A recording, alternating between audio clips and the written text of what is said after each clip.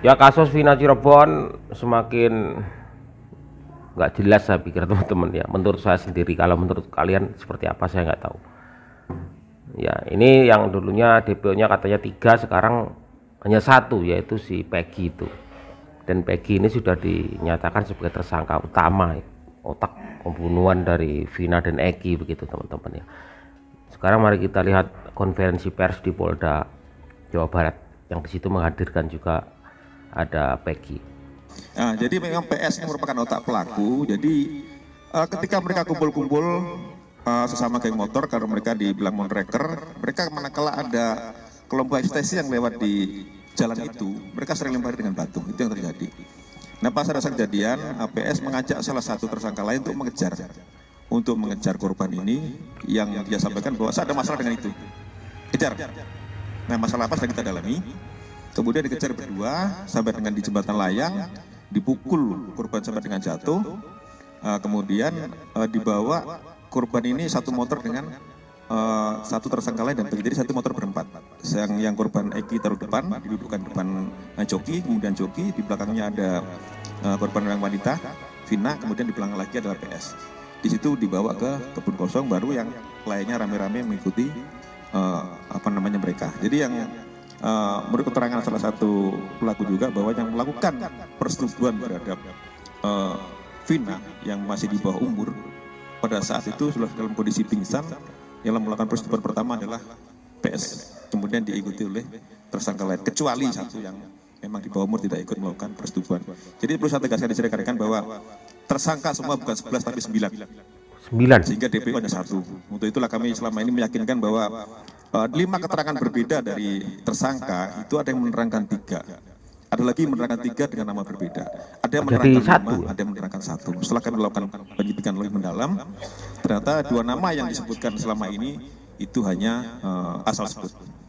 Jadi tidak ada tersangka lain. Namun apabila nanti di kemudian hari muncul tersangka lagi, ya kami akan periksa. Tetapi sejauh ini fakta di dalam penyidikan kami, tersangka atau DPO adalah 1, bukan 3. Cuma Jadi semua ini tersangka jumlahnya 9, bukan 11. 8 melakukan persetubuhan, yang 1 tidak. Tunggu ya, sebentar. Silakan.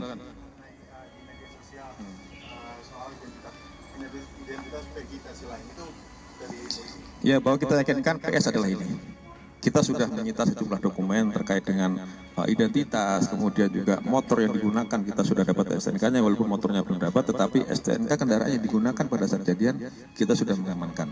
Nah, kita meyakinkan ini dengan sejumlah dokumen, baik kartu keluarga, kemudian ijazah dan sebagainya, kita yakinkan bahwa ini adalah PS atau Peggy Setiawan. Ya.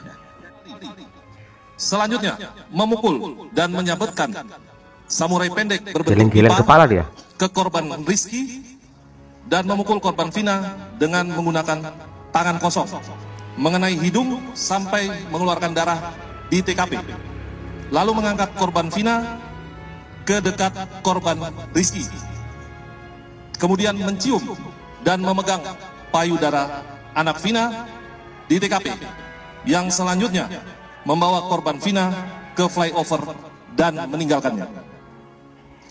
Peran Peggy, ulangi, peran PS alias Perong alias Robi Irawan, berdasarkan keterangan dari saksi pada tanggal 20 Mei 2024,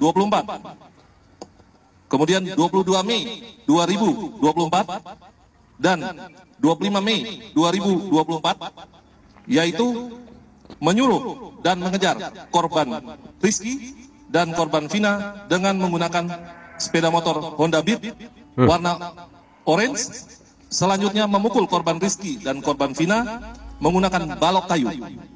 Kemudian membonceng korban Rizky dan korban Vina menuju TKP bersama dengan saksi. Memukul korban Rizky menggunakan balok kayu, lalu memperkosa korban Vina dan membunuh korban Vina dengan cara dipukul menggunakan balok kayu. Kemudian membawa korban Rizky dan korban Vina menuju flyover.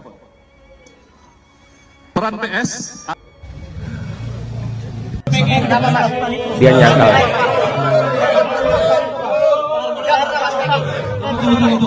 Agar tertib, mudah-mudahan. Ya, tunggu.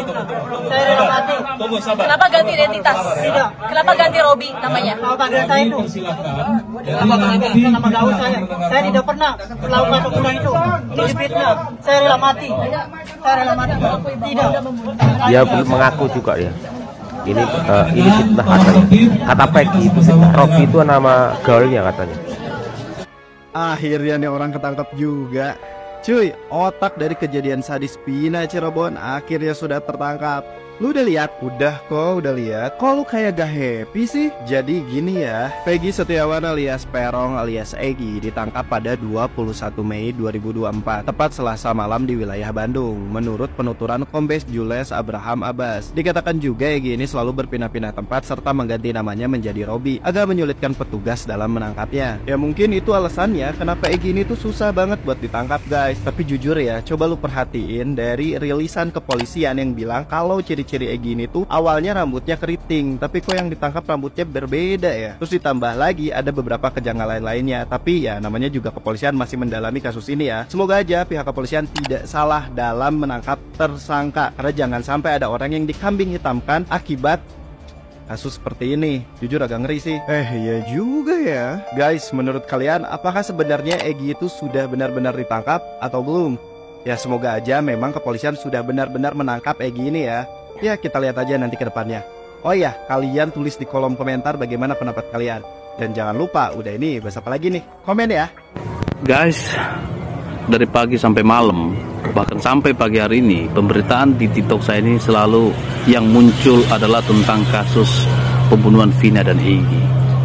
Dan di sini saya memberanikan diri untuk menyampaikan sesuatu hal dan bukan untuk menghina merendahkan institusi yang telah memegang bahkan telah mengadili kasus tersebut pada 2016. Dari kasus pembunuhan Vina ini menyadarkan kita, seakan-akan mengingatkan kita, seakan-akan menyadarkan kita kalau kalian masyarakat menengah ke bawah dari segi ekonomi dan finansial, jangan akan sulit, akan susah mendapatkan, merasakan yang namanya keadilan. Karena apa? Karena faktanya kejadian ini tahun 2016 dan tahun 2024 kembali muncul ke permukaan dan menyita perhatian publik. Dan saya rasa keluarga daripada almarhum ini belum menemukan keadilan.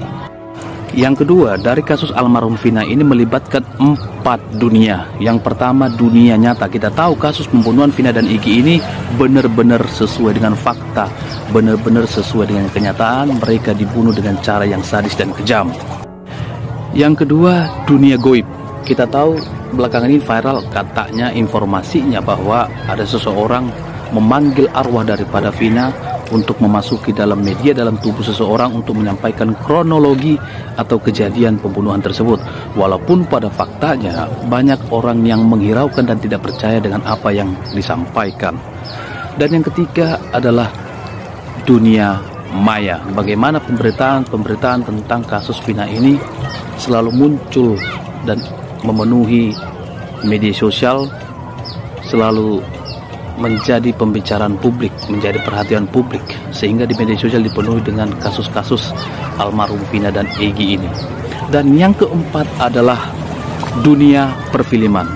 Yang pasti dunia perfilman selalu mencari keuntungan, tetapi dalam kejadian ini, perfilman ini, film Vina ini saya merasa ini bukan bicara tentang mencari keuntungan, tetapi ini bicara tentang bagaimana peringatan kepada kita agar masyarakat dari kalangan menengah ke bawah untuk satu semangat, satu tujuan, saling mensupport agar kita sama-sama merasakan dan mendapatkan sebuah keadilan. Mari satukan barisan. Ini bukan bicara tentang Vina dan Egy, ini bicara tentang proses hukum di bangsa ini ke depannya. Salam Agal Waras. Bang, kenapa sih lu terkesan banget percaya kalau Peggy atau Perong yang ditangkap kemarin itu adalah benar-benar Peggy yang selama ini dicari atau dalang dibalik kasus Vina ini? Dan kenapa juga lu terkesan begitu sangat percaya kepada para penegak hukum? Jadi begini cuy jawabannya.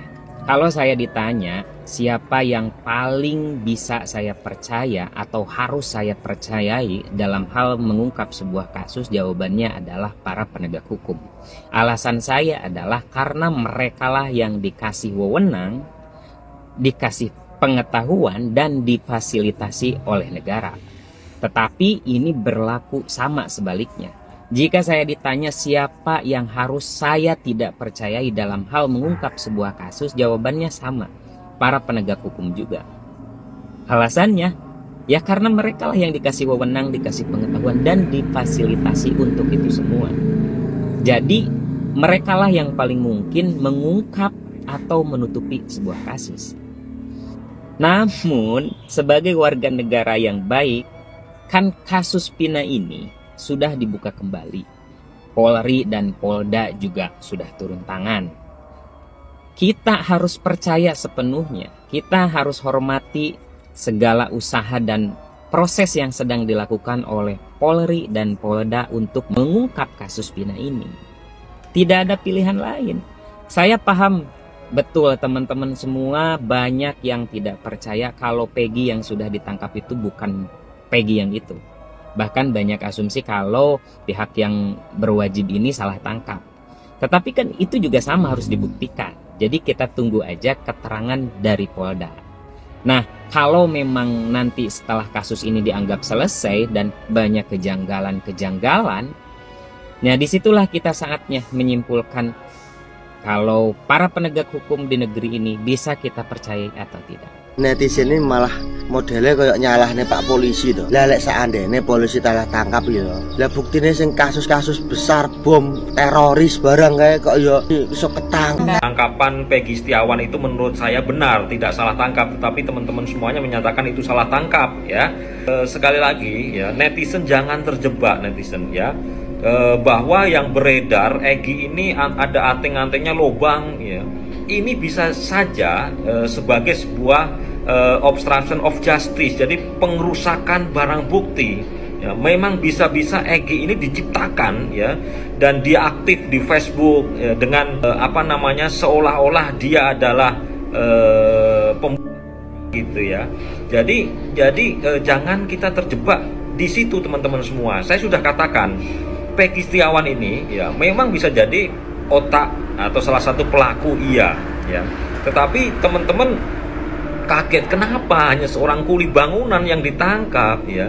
Jadi bukan Peggy Setiawan ini yang di backing, tetapi bisa jadi Andi, Dani atau satu DPO yang dihilangkan ya. Jadi saya masih meyakini polisi tidak salah tangkap. Peggy memang ketangkep, tapi sekarang sedang dalam masa pemeriksaan dulu ya. Jadi mungkin kepolisian sedang mendalami dulu apakah benar ada keterlibatannya Egy ini atau memang salah tangkap, kita juga belum tahu. Mudah-mudahan ya nanti kita coba sinkronkan dengan informasi-informasi yang kita dapetin ya. 3 alasan kenapa netizen tidak percaya Peggy yang ditangkap Peggy yang asli. 1. DPO keempat tidak juga dipublikasikan. Menurut pengacara Vina, ada satu lagi DPO atas nama Panji. Bukan Panji Gumilang, bukan Panji Petualang, beda itu beda Panji. Ini Panji hilang ini karena nggak dipublikasikan polisi. Yang kita tahu kan cuma Dani, Andi, Peggy itu kan yang dipublikasikan polisi kan. Tapi sebenarnya di berkas itu ada satu lagi Panji. Ini tuh nggak diumumkan polisi. Kalau seandainya polisi niat baik pengen menyelesaikan kasus ini, pasti polisi bakal ngumumin tuh, nih ada satu lagi DPO yang belum kita umumkan namanya Panji. Jadi netizen tuh nggak percaya, netizen masih yakin kalau misalnya polisi itu lagi memainkan sandiwaranya belum kelar-kelar nih, karena bahkan DPO keempat aja belum dirilis. Kedua, Peggy kuli bangunan. 3 kata lucu, Peggy kuli bangunan. Kalau seandainya Peggy itu anak Kapolda, anak Kapolres atau anak gubernur, mungkinlah sulit ditangkap. Oh ini alasannya kenapa sulit ditangkap, masuk di akal ya kan. Peggy kuli bangunan 8 tahun baru ketangkap, come on. Pola kuli bangunan, gak ada yang percaya kuli bangunan, kecuali memang polisi Cirebon itu masuknya nyogok, nggak dites dulu, makanya nggak ada ilmu buat nangkep kuli bangunan, masuk di akal. Ketiga, penangkapan Peggy yang tidak sesuai dengan aturan. Kenapa gue bilang tidak sesuai dengan aturan? Lu nonton ini. Menangkap 1 orang terduga tersangka. Polisi bilang menangkap terduga tersangka, sementara tidak boleh ditangkap orang, nggak boleh ditangkap sebelum ditetapkan menjadi tersangka. Itu aturannya gitu. Kalau ditetapkan jadi tersangka baru boleh ditangkap. Nih masih terduga udah ditangkap, rumahnya udah diobrak-abrik. Masalahnya tuh gue sebagai netizen tuh takut dosa aja sebenarnya. Gue ikut komen di akun Kapolri tuh, Pak, kasus Vina, jadi kasus Vina ikut naik. Gue takutnya gara-gara kasus Vina naik malah polisi nangkep orang yang salah, gue ikut dosa dong. Kalau itu bener tersangka nggak ada masalah, bagus dong, ketangkap, selamat. Bapak telah berhasil menangkap seorang kuli bangunan selama 8 tahun, sebuah prestasi. Selamat, Pak. Pedes, Pak. Ya, makin susah saya untuk menganalisa, teman-teman. Makin susah untuk saya mencerna. Tapi bagaimanapun juga, wewenang itu ada di pihak polisi. Polisi yang mempunyai alat untuk itu semua. Ya kita serahkan kepada polisi. Meskipun hati nurani kadang-kadang bertentangan, teman-teman ya. Tetapi kita ikuti sampai akhir, teman-teman. Bagaimana kasus ini, dan menurut kalian seperti apa, teman-teman? Silakan tulis di kolom komentar. Apakah Peggy ini benar-benar asli pelakunya atau enggak? Kalian tulis di kolom komentar yang baik dan sopan. Wassalamualaikum.